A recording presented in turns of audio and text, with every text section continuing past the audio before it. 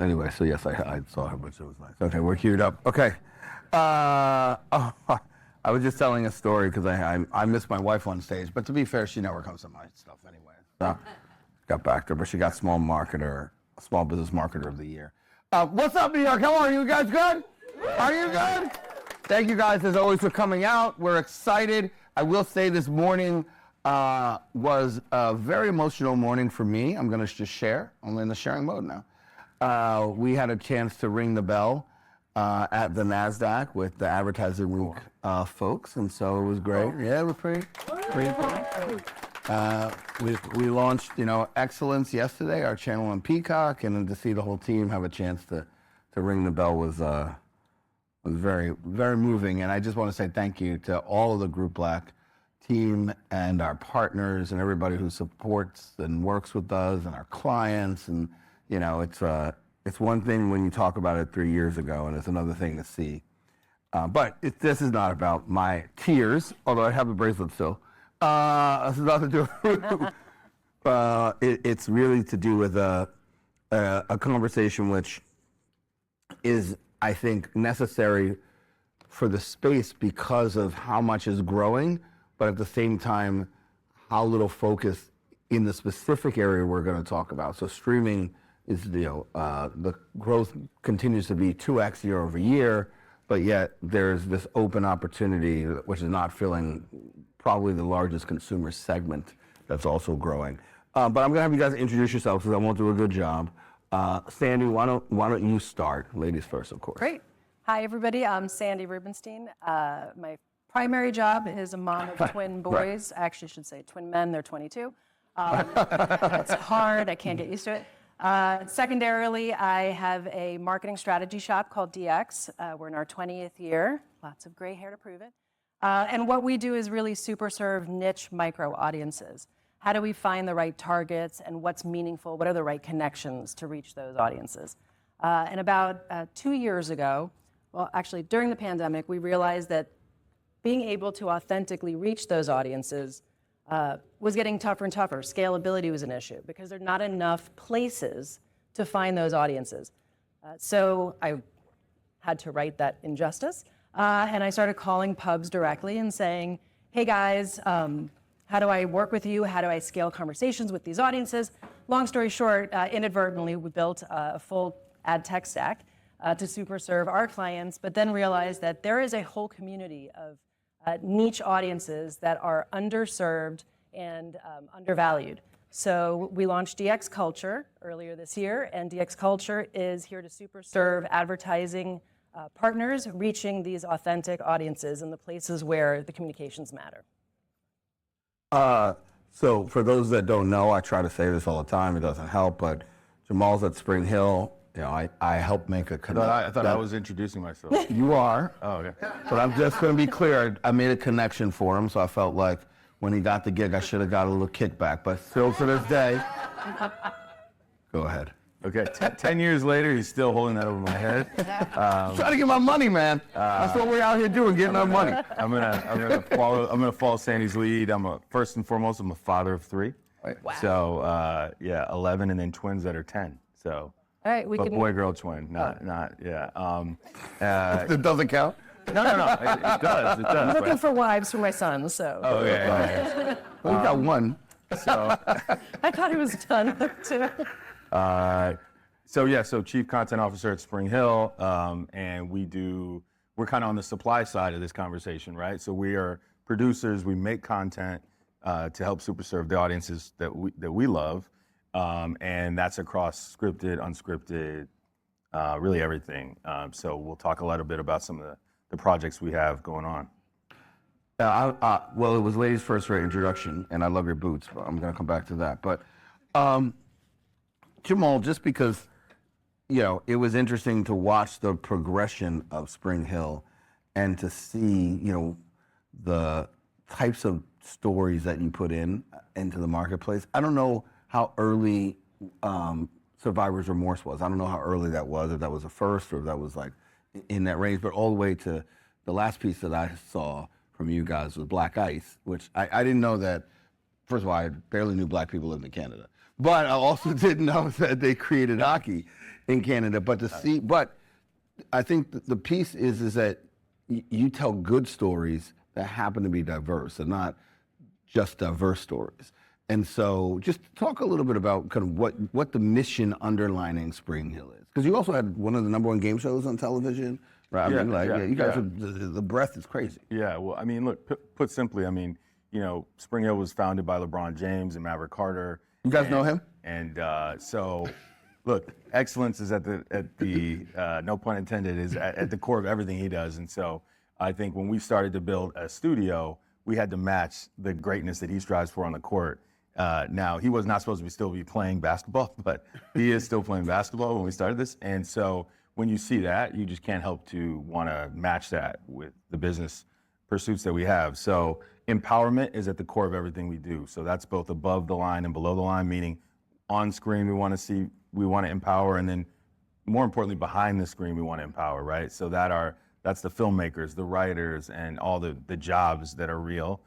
So often we just put the athlete and the celebrity, especially in our cultures, right? That's what but the business people and the executives and all that. So that's really the part of the stack we're building out, right? And so, yes, I feel like I'm echoing, but that's the piece that we're excited about. And to Bonan's point, we try to tell stories that are empowering, but also shine a light on things. We do focus on sports, but we do so much more. We just had a film come out called Res Ball, which is about basketball on a Native American reservation. So we're really focused on all underserved communities. It's not just all AFAM or one thing. We're really excited about. But we do use sports as a Trojan horse to get into these character stories.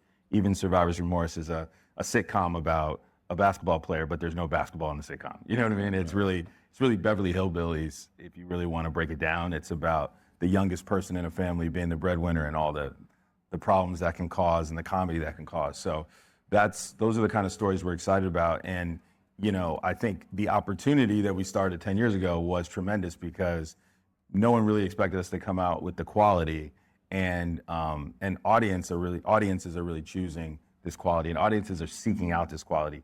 We know that a lot of audiences will take the lowest common denominator. It's kind of up to us to kind of push the game forward. And so that's what we're trying to do at Spring Hill. Right, and I think it bridges. And you guys had that big breakout hit, the one on CNBC, Cleveland Hustles, the one that I was in. I think that was. Yeah, I figured you would bring up that. The big shows. Yeah, but I mean, other than that, I mean, what I can't take credit for everything. It's interesting that you use the word niche because we talk a lot about that at Group Black, which is the reality is, and we look at ourselves what excellence to us represents. And what people don't realize is NBC is one of the largest streaming AVOD players in the world, and they're taking a bet on this company called Group Black to help grow this platform excellence, but even more important, the subscriber base, because this is where the marketplace is going. Like, this is where consumers are. 100% of population growth will come from these consumers and the way you win is underserved, overserving underserved markets. And I don't want to steal Cavell's talk track, who I'm sure is running around here, but he likens it to ESPN, where you could see sports on different channels and different places, but it wasn't until somebody said, let's take this entire collection and overserve which people thought was a niche market, the sports consumer, and now look at where ESPN is and what they were able to create.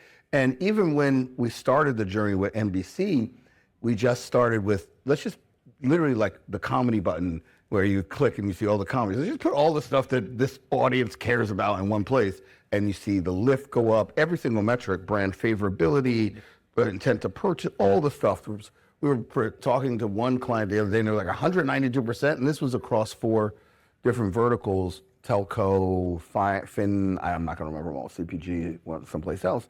But it's interesting that we still talk about it as niche, and I'm not saying that to say that we shouldn't, but I think ultimately it is the scaled audience, it is the growth audience, but I think that term has come because we haven't serviced them, which is I think what you said earlier, and so just how when you guys focused on it, like what are some of the things that you changed about how this audience is approached?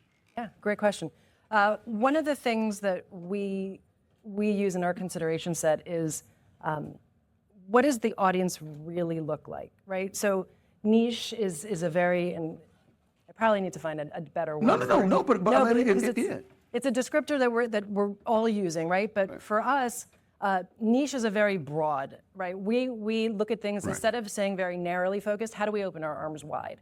How do we get more people interested in this conversation? How do we give them the accessibility to the content or the advertising that is relevant?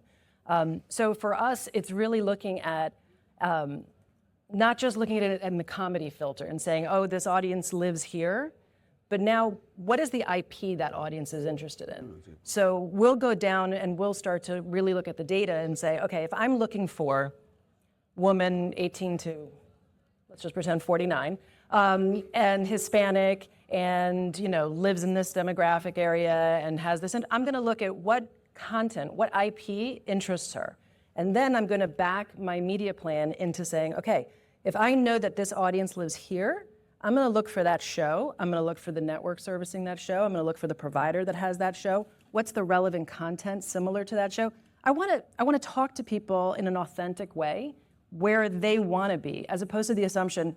And I shouldn't tell this story, but I will. When I was on the media side, so I've lived all the different careers that we touch, right? So I started as in television, and I spent 18 years there. And then I was at the brand side, and then I moved to the agencies, marketing solutions, and now I'm in ad tech. So I really have sort of a wide approach. And one of the things that we look at is how do we have an authentic conversation and placing the ad in an authentic place? Because if I'm watching a game show on Sling, and all of a sudden I get a Boost Mobile ad that has a bunch of teenagers in it, I'm going to be like, oh, that's cute, but that's not me. So again, thoughtfully looking at how do we approach the audience. We're saying niche, but I'm going to find a better word before the end of this conversation. No, it wasn't to suggest that that's the wrong term. It was just to suggest that I think that the marketplace beyond us, because we live it every day, hasn't realized. They realize it, but they're spending as if it's not. Correct. And they're missing out on the opportunity. And for me, all I've ever focused on is growth. And the reality is that when you find an audience that's underserved, yet they can represent a huge impact to your bottom line, that's what you focus on planning first. Correct. Because the previous audience, you're already most likely saturated. So that's kind of, sorry, go ahead. And, it's quality over quantity. Right, yeah, there you go. Right, so can I have a better meaningful said. connection with a smaller group of people that really are going to engage and care? The 20%, right. And then I build brand loyalty, right? So all of a sudden we've got a relationship, I can remarket to them, I can retalk to them. It's more important to have the one-to-one as opposed to the one-to-many.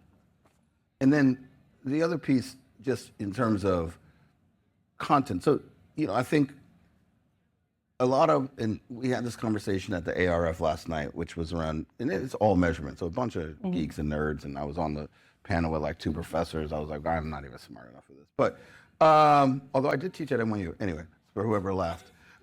So no, I don't know what mood I'm in today. But what I was going to say is that in many respects, we use words that are stuck in the vernacular of this industry. So we say things like representation, and it has a specific kind of connotation. But P&G realized this same exact thing in the 50s. So in the 50s, NBC could reach, which is what we, reach every single female, but it couldn't resonate and it didn't represent them. And so they created, soap operas. Mm-hmm. And that changed the access to consumerism and ultimately gave them competitive advantage that lasted 60 years. And so I guess what you just said was authentic, and it's the same exact thing. Like when we wanted to target millennials at Oreo, I'm not going to put my 89-year-old dad at the time in the spot. It's not going to work. So but talk about how you get clients to understand that you kind of have to show people that look like people in order to get, sorry. It's an education, right? So I had a client once say to me, I'm looking for women 18 to 49 Hispanic. Can you just buy me some Univision? Right. And I said, that's a great place to start. Right. But they speak Spanish. Yeah, sorry. Women- Anybody, we love Univision. Sorry. No, we love Univision, but Hispanic women are in a variety of places. So we really need to think about how do we talk to them in the places that resonates to them. We do a lot of data, we do a lot of research. We look granularly at each audience. So for instance, right, and I'm just sticking with the Hispanics, first generation Hispanic should be a very different message than a second generation. A Spanish speaker is very different than an English first speaker. So the thoughtfulness needs to be added into the media mix. I think a lot of people just set it and forget it. And we've developed partnerships that allow us to really be more thoughtful.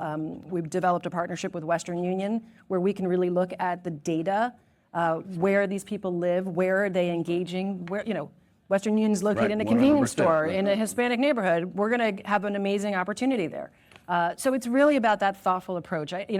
Our point of difference is we're marketers at the end of the day who have some ad tech, right? And we have an opportunity to use the smarts on both. But to really, really authentically communicate with the audience, you have to get granular and you have to get dirty and really try to understand what makes them tick, and let me super serve them with the content, with the message, whatever it is. It really, really needs to be that tight.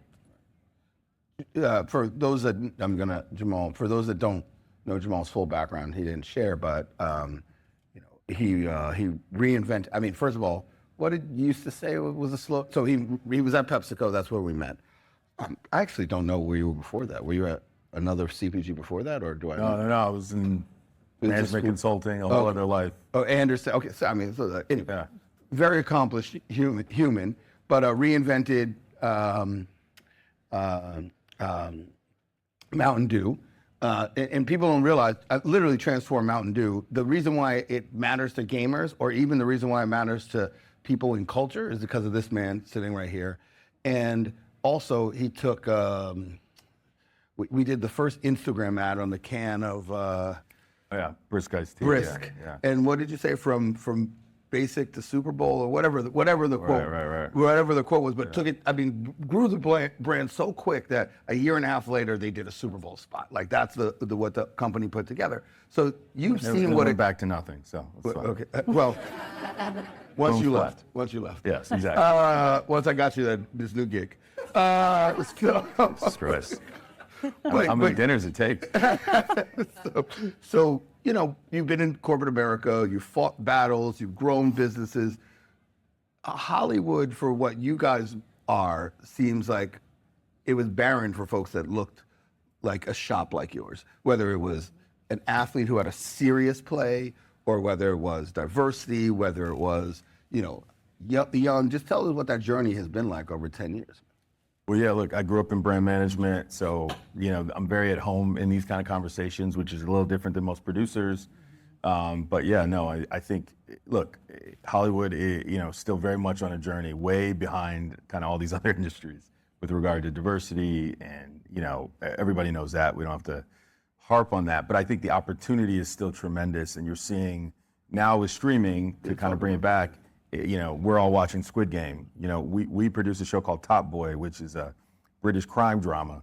Everybody's watching Top Boy. The world is flat, right? In the true sort of Thomas Friedman way now, where we're all consuming, Korean pop, everything in our diet, Central C, that doesn't matter. When I grew up in Buffalo, New York, that was not happening. I was listening to Wu-Tang and Wu-Tang only. I didn't know even about Southern rap. I didn't know about Miami. I didn't know about reggaeton. I just didn't know about these things until I moved to New York. And then so now that all that is blown up, right, you can have psychographics much more powerful than demographics. And that's what we learned when I started my career at Mountain Dew. I started realizing nobody skateboards, but skateboarding is pervasive.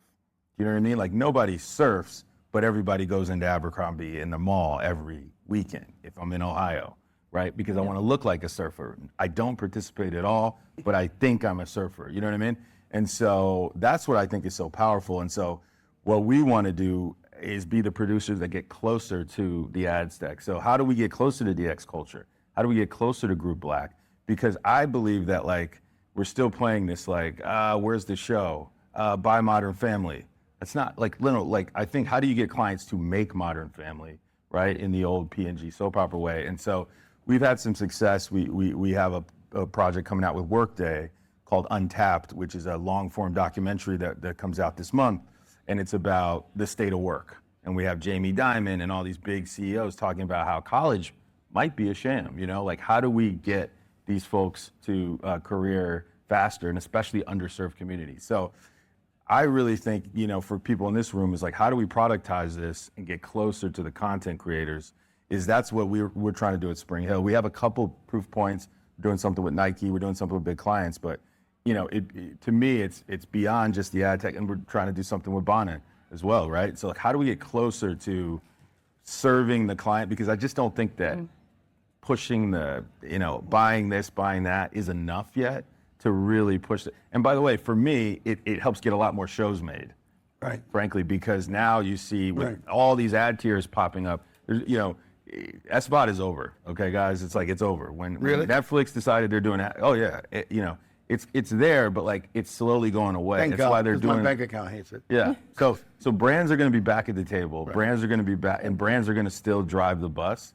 And so we want to figure out how to be at the front of that. So in that Workday example, and I don't know if you can talk about it, and hopefully we'll be announcing what we do together soon. But in that Workday, what is the role of Workday in that?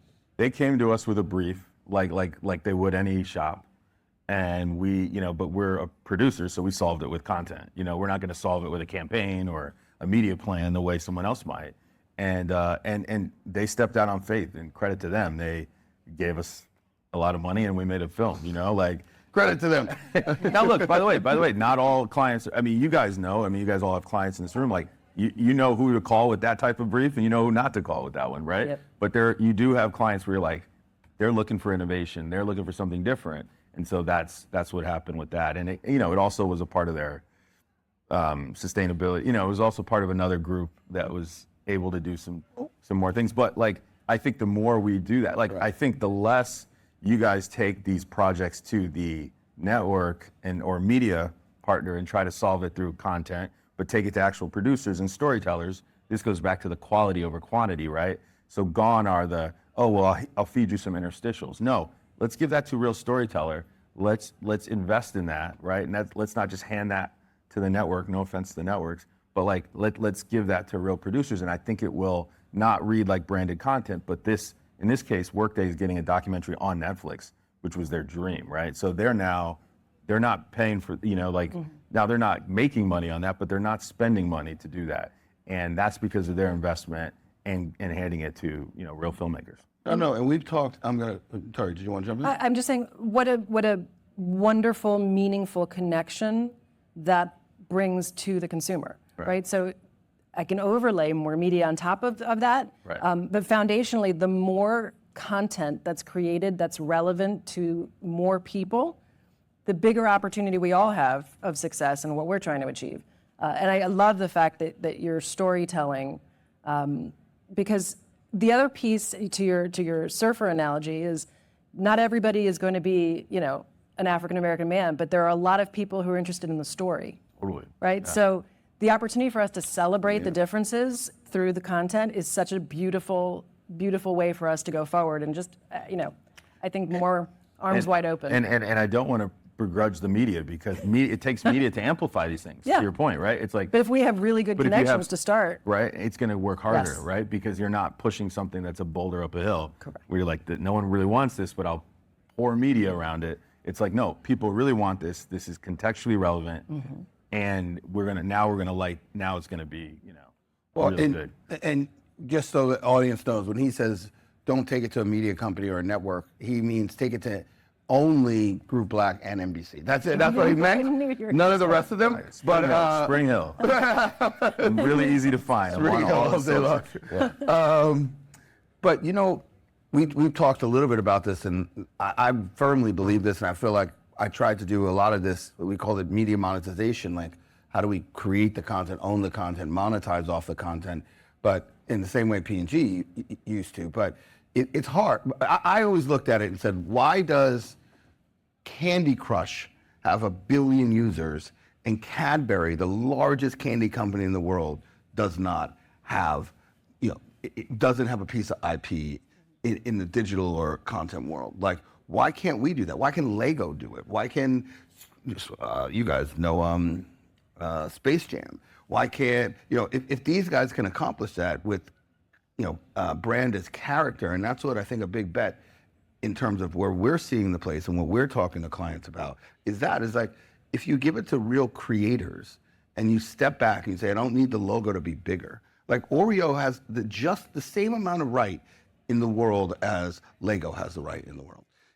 In my mind, because it means that Levi's jeans meant freedom to a generation. Like, why can't they operate, in that same way? And primarily it's because marketers get in their own way because they want to show their logo bigger. But when you sit with like did Workday, they came to you or you kind of shaped them? No, they came to us. Right. You gotta find them. What's that? So I guess we gotta find more of those. No, look, I don't think that they're probably a big ad spender. I don't know, I don't know how they traditionally spend ads, and I think they're looking for different solutions. So I do think it's about finding new partners, different partners, not the normal people you might call on, but look, I think it's about productizing this. Like how do we take this product to market in a way that's not so bespoke every single time, which is what I'm still trying to figure out. And look, content is a snowflake, right? Every movie is different. It's not like I wish they were the same. They're not 30s and 60s, but the more we can kind of, figure those things out, I think together as an industry, I think that will be exciting, and it will, and I want to steal what you said, it will super serve the underserved. It will really overserve the underserved, and they'll feel seen instead of it being like, there's nothing on TV for me tonight, Well, and the funny thing is we forget with things like Black Panther that they don't alienate either. So they can actually bring Big Tent. Right. Big yeah, Tent. right. Everybody's in. Everybody can.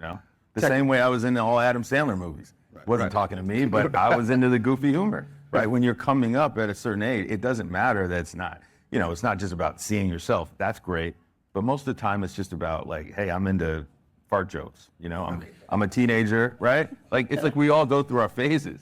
And so you were in the Sandler movies, I'm sure. I mean, I was into fart jokes. Yeah, that's what it takes. Maybe still? Right. Probably. I'm very lowbrow. If you couldn't tell. But so content, we didn't talk. I know we're going to come up against time in a little bit, but technology.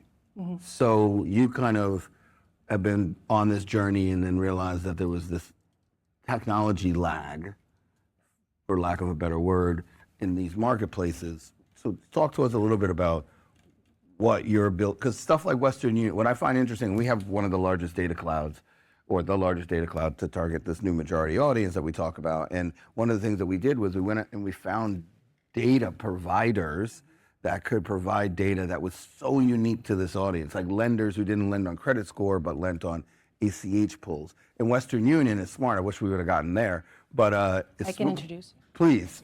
No, I'll next week you'll see an announcement. Where they're Yeah, I think, but it's interesting because they understand this community. Correct. Like, yeah. That's one of the things that we're looking at culture. How do we as marketers really analyze the data? And ad tech, right, the pipes are the pipes, they work, you buy, you go. But if we can really look first and foremost at the data. So for instance, we have a partnership with Verve, and if you haven't heard of them, you should. Verve allows us to test with the audience that we're thinking about with video online surveying, right? And we can do that, and in 24 hours, I can have back to my client data about consumer perceptions, about what the points of relevancy were and what doesn't work. And then I can have a pivot in the media plan. We can create personas through the AI engine. So those are the ideas. It's really looking at things more thoughtfully and saying, we're marketers, and how do we really reach an audience in a relevant way?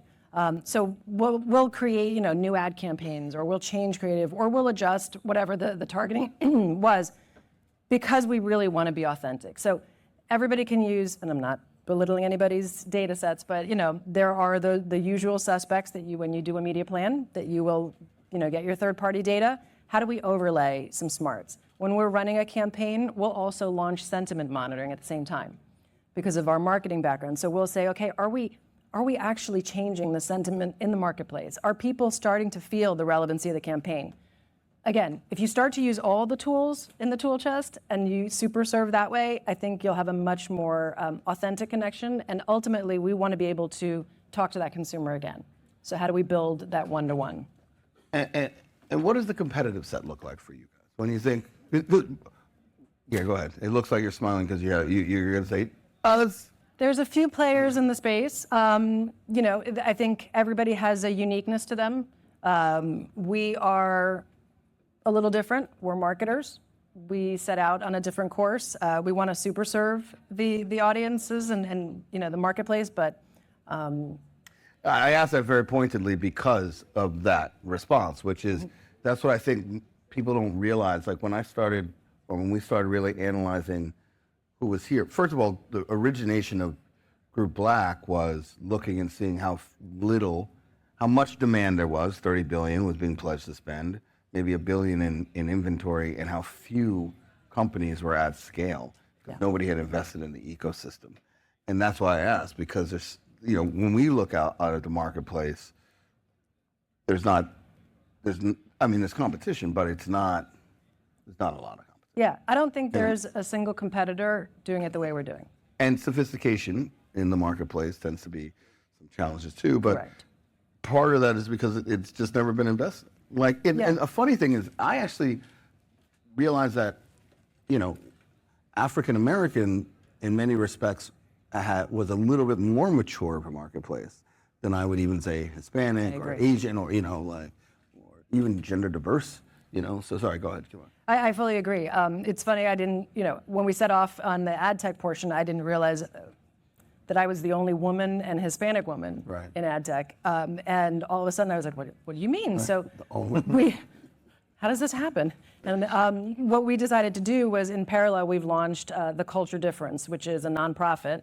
And we are going to be donating a percentage of our annual profits to fund grants for smaller pubs to continue to get these voices heard. But another piece to the nonprofit is we're going to go into colleges and start giving them internships in ad tech and explaining that there's a whole universe here that you never considered as a potential industry to work in. I know that, at least my sons got to see it from hearing it at home, but none of their friends, none of the kids coming out of college this year that I talked to had any idea what possibilities existed. And foundationally, if you study finance, you'd be really, really good in ad tech. If you studied marketing, you'll be really good in ad tech. So really, if you start to look at all the career choices, we also have to do our part and bring young people into this so that we get better ideas and more innovation and ultimately better product. Right. And I'll give a shout out to Advertising Week. I think this is the third year in a row we've collaborated with them on bringing in, university students. Right. They try to do a lot. But I agree, we don't really showcase our industry as sexy, exciting, fun, and quite frankly, you can make real money. So, not that I ever got paid from Jamal, but you can make some cash somewhere. So there's a dinner that's going to happen here. It's on. Guys, don't ever take anything from Bonnie, right? Like, lesson learned. But to that same point in terms of how little there is, just talk a little bit about. There's not a lot of shops that look like you, and again, not just diversity, but that are telling culturally unique, not necessarily caricature experiences. And I say that because I don't necessarily know if it purely is about demographics, race, because I think back to it, I can't think of his name, and I met him one time, I was very lucky, who created Archie Bunker, who created the Jeffersons. Norman Lear? Yeah, Norman Lear. He challenged cultural society and brought stuff to the forefront, but he also let the people who were from that culture shape those stories, but he fought to bring them forward. And in many respects, we forget how much Archie Bunker actually challenged our notions and stereotypes and brought them forward and actually moved, a world or moved society. And so you guys are in that ilk when I think about greatness. So I'm just saying, but how many are there of you guys? Or yeah. Well, I appreciate that. It's a great compliment. I think, I think art can change the world. I think, it is important that we realize we're in an industry that does impact the world. Media really does shape things. You can put characters on screen it is a responsibility that we take seriously. Right. Doesn't mean we don't have fun, doesn't mean we don't want to laugh, but I don't think everything needs to be heavy, right? You have to mix the vegetables with the good stuff. But yes, no, I mean, I think that's a big part of it. And I think to Sandy's point, like giving back, building the next generation of executives, creating a company that people can work at, internet, all those things is super important, right? Even as important as the product we put out, I think is exciting. So that's the path we're out on, is to build a large independent studio, and kind of have a lot of different tentacles, right, across it. So, but yeah, I mean, I really feel like we're still just kind of in the second inning of this long run, but it's great to. But you didn't think it was going to be this long. I remember when we first talked about it, you thought that it was going to be faster, or was it faster and just more interesting as it went on? Yeah, I mean, I continue to be excited, so it's fun, you know what I mean? But yeah, I mean, it happened. It happened really fast. We took investment and it happened, so it happened probably faster than I thought it would happen in terms of that.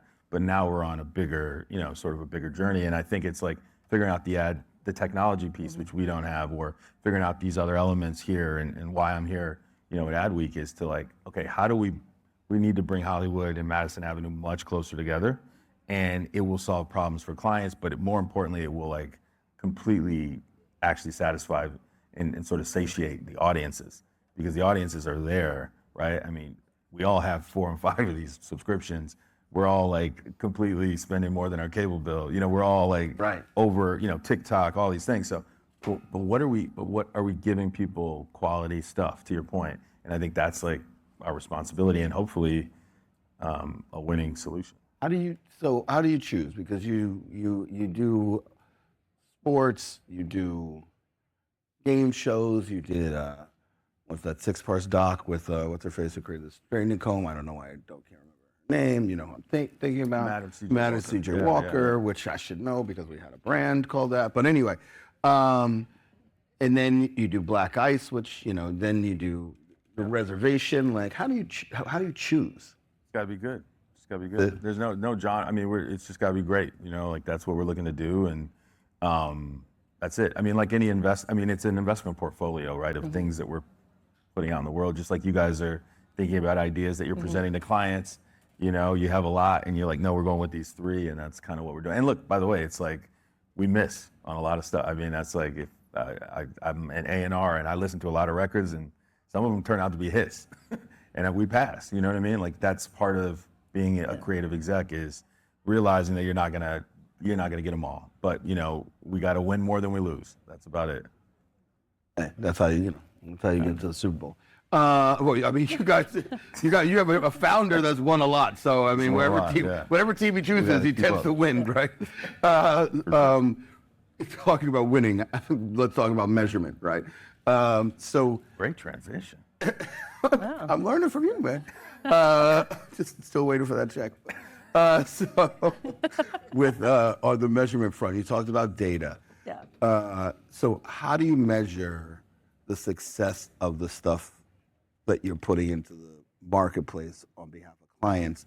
But also, I think sometimes we fail to do this as an industry, which is, are you seeing the ability to measure the cultural impact too? Because it's one thing to see, X's and O's, but it's another thing to see oohs and ahs. And so. Yeah, so I think it's difficult for most, right? Because we measure, efficacy, whether it was impressions were delivered, whether the campaign, if it was to drive sweepstakes or if it was to drive conversion or whatever, right? You have those usual numbers. What I would say is we try to overlay products on top, so that, for instance, if in particular streaming, what opportunities can I give my advertiser from a product standpoint for measurement? So if we're doing any kind of squeeze back opportunity and we've got a QR code, I can measure that. If we're asking people to give us their emails so that we can remarket to them, I can measure that. We're trying to find all of the different marketing measurements in addition to the traditionals. And I think that's the, again, I was with Nielsen and Comscore and all these guys last night, and that was the one thing. And we've been struggling with that as an industry. How do we go above and beyond that? But I think that more now than ever, and it's like the year of mobile. 2 decades later, it's a year of mobile. I think measurement is actually shaping and changing to meet where the audience is different, which is a more culturally. It's almost becoming, measurement is irrelevant in its traditional sense, and it's the engagement, right? How can we measure the real engagement? Okay, last question, lightning round. I love what you do for a living. I'm always more fascinated by who you are. And so maybe just a piece of advice. So people sitting here saying, okay, you know, how do I become Sandy? Don't do that. Go to Miami, just stand there. You lived in Miami for a Go to while. Miami, Right. come visit. Don't come this week because of the hurricane. But I'll leave you with 4 things that are sort of my I priority. said 4. Okay, here we go, guys. Sit back. 4 things that are priority for me over the next 12 to 18 months. A global perspective, right? When you're looking at diverse audiences. And you're from obviously- Chile. I am from Chile. They come from a lot of different places. And I think during the pandemic, particularly in streaming, you've seen how the ingestion of content from all these different countries now is becoming part of the US vernacular, right? In the US, we've been so siloed, we always think US content is better than everywhere in the world. But now everyone's ingesting that foreign content. So how do we super serve those audiences with that global perspective? I think we need to be really, really authentic in the quality of the content that we're putting together and that we're supporting. To Jamal's point, I think that when you find good quality that's high production value, good storytelling, that's what we should all be really driving our dollars towards. I think that we should really look at interactivity. It hasn't been really capitalized, particularly in the streaming space, and it is a huge, huge frontier for us to play in. And I really think that IP-based opportunities start really micro looking at the audience you want to reach and what content they really like, and then marry the two, and our engagement and our measurement will be. I think IP goes undervalued. I think that people don't realize how big that IP game really is. And it's funny because when you talk to filmmakers that are in the kid space, they specifically, their singular goal is like, this has to become a toy because that's where we're going to print money. And so it just makes you, okay, this is it. Advice. Well, Don't screw it up. But I want to piggyback on IP because I think that's smart, and I think it's something you mentioned too with the Oreo, and like I think sometimes we think like, oh, I can't do this in my own job, but like if you're a brand manager or an account exec on Oreo right now, you know, you can come with a big idea. There is IP there, to your point, and I mean, I saw you do it when you were at Oreo and Mondelez and all the things or whatever it's called now. So I think that's a really good one. Mine is only just about like be curious. And you know, listen, and you know, a lot of times I think people are always chasing for mentors. My biggest thing I've seen is your peers end up becoming the best part of your network. So always, you know, always just be curious and be open, right? Be open to moving across the country. Be open to doing things, especially. Right, you in packed this up market. everything and moved across the country. Yeah, be open to going out of the country. You know, and have a global perspective. So there's a lot of things that I think. That I think people just have to be more open to, and it, you know, to Sandy's point, then all of a sudden you have a career and you're in a whole different thing. So I just think it's that's the main advice I always give people. I think, and I know we got to shut it down. I think the old guys are fun because please keep talking to me because you know I need friends. And they provide wisdom. But somebody else said this yesterday. It's Cassie from Viv on Bel Air. She said the same thing. She said, you know, sometimes the most important people are the people who are your peers. And like you guys are all chasing the same exact thing. And so that builds, you know, so I love that piece. So anyway. All right. Can we give a huge round of applause? Thank you, guys. Thank you for that. All right. I think they got to disconnect us. Yeah. Thank you. I know we went a